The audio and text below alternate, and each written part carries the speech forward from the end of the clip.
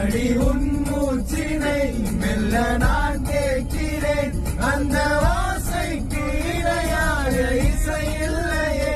உந்தன் கூந்தல் முடி கொஞ்சம் அசைகின்றது அந்த அசைவிற்கு நடனங்கள் இல்லையே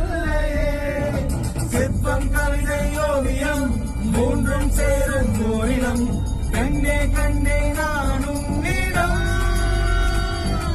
பெண்ணெல்லாம் பெண் போல இருக்க நீ மட்டும் என் நெஞ்சை மயக்க பூமிக்கு வந்த தேவதை போலவே